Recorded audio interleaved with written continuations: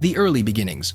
Mobile phones in the 1970s and 1980s. Our story begins in the 1970s when the idea of carrying a phone in your pocket seemed like something straight out of science fiction. Researchers and engineers at pioneering companies were hard at work turning this dream into reality. In 1973, a historic moment occurred when one executive made the first ever mobile phone call from a prototype device. He actually called his competitor, marking a pivotal moment in mobile communication history. Now, this wasn't the sleek device we're used to today. The early mobile phones were bulky, weighing nearly 2.5 pounds and measuring over 10 inches long. Despite their size and limited functionality, the first commercially available mobile phones released in the early 1980s were a major leap forward.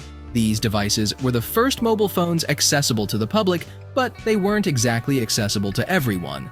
Priced at several $1,000s, that's about $10,000 today, they were mostly marketed to high-powered business executives. The battery allowed for only about 30 minutes of talk time, and charging took a full 10 hours. Still, these early models signaled a shift toward mobility and personal communication, moving away from the landline era. People could now, in theory, make phone calls from almost anywhere. A revolutionary idea at the time.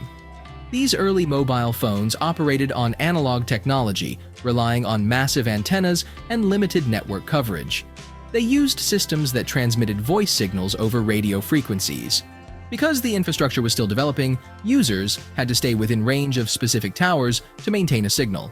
Dropped calls and static interference were common, but for those who could afford it, the convenience of portable communication outweighed these limitations. Owning a mobile phone back then felt like stepping into the future. As the 1980s progressed, mobile phones started to shrink in size and improve in function. New models were introduced that were game changers. They featured innovative designs, such as foldable components that let users flip the phone open to take calls and close it when not in use.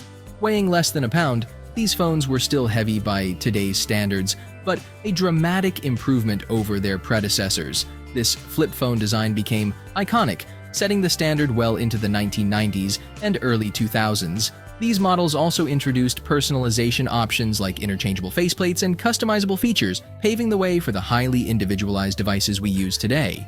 These advances in the 70s and 80s laid the groundwork for the future of mobile communication. Even though these early devices were expensive and had technological limitations, they represented a massive leap forward. Engineers and designers kept refining their creations, making mobile phones more compact, accessible, and feature-rich with each new version.